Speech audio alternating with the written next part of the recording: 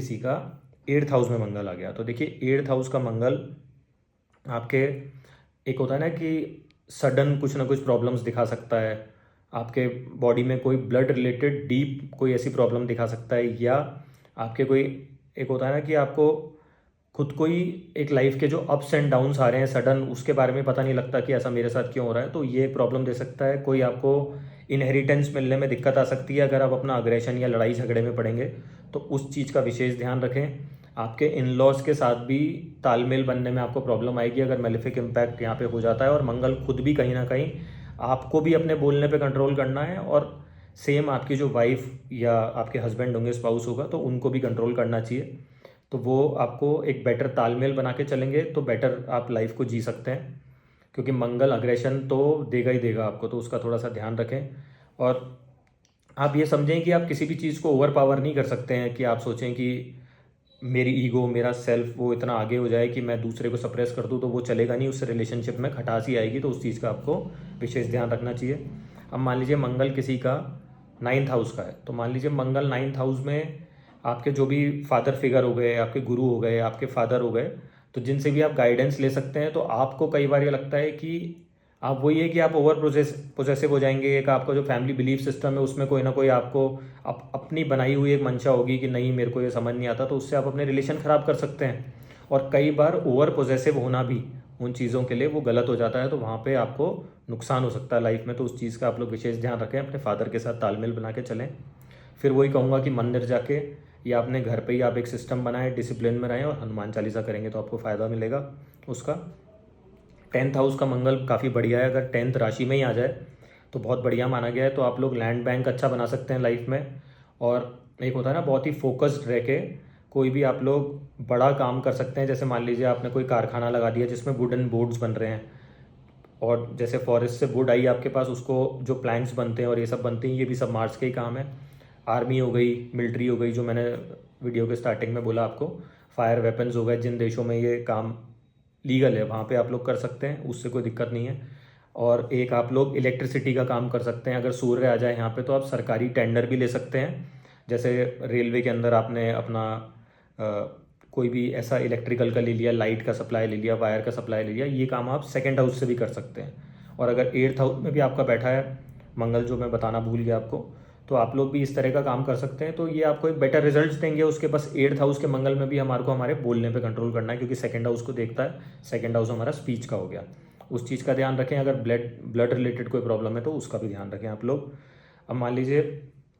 10th house का आपका मंगल है, तो आप लोग क्या है, फोकस तो होंगे अपने काम पे, और क्या होगा, बहुत जल्दी जल्दी काम करने के लिए भी ऐसे इंसान का नेचर होता है। और एक किसी को भी अगर मान लीजिए जॉब में यहाँ पे किसी को भी कोई काम दिया गया, तो आपकी क्या एक नेचर होगी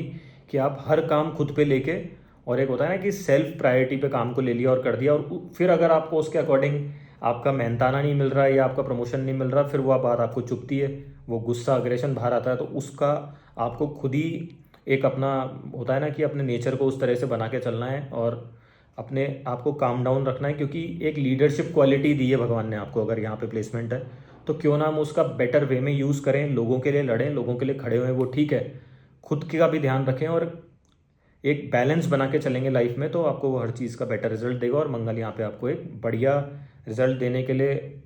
बाध्य है, लेकिन उसको हम कैसे यूज़ कर रहे हैं उस ग्रह की एनर्जी को, वो हमारे सिस्टम पे डिपेंड करेगा, कैसे सिंक्रोनाइज में हम चलते हैं। अब मान लीजिए 11th हाउस में मंगल आ गया किसी का, 11th हाउस का मंगल हो गया हमारे बड़े भाई बहन के लिए, हम ओवर पोजेसिव हो सकते हैं, उनकी रिस्पॉन्सिबिलिटी लेने के लिए हो सकते हैं, लेकिन ये लेने के बाद कल को आपके रिश्तों में कोई खटास आती है, फिर आपको लगता है मैंने तो इतना किया और इन रिटर्न मुझे इतना मिला नहीं, तो इस चीज़ का आप लोग ध्यान रखें। एक क्या होता है कि ऐसे लोगों के जो दोस्ती यारी होती है, इसमें ये थोड़ा गाली गलौज का भी प्रयोग कर सकते हैं, तो अगर उस तरह की तालमेल आपकी है फिर तो आप करें नहीं करें वो आपका खुद का सेल्फ डिसीजन है दिमाग से, कि ये अब्यूजिव लैंग्वेज यूज़ करनी है नहीं करनी, लेकिन वो कई बार आपके रिश्ते भी ख़राब कर सकता है, तो ये आपको सद्बुद्धि से सोच के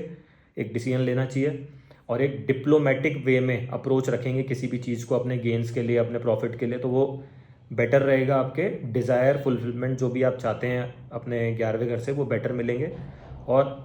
ऐसा भी देखा गया है कि 11वें घर में किसी का मंगल होता है तो इन लोगों के घर के आसपास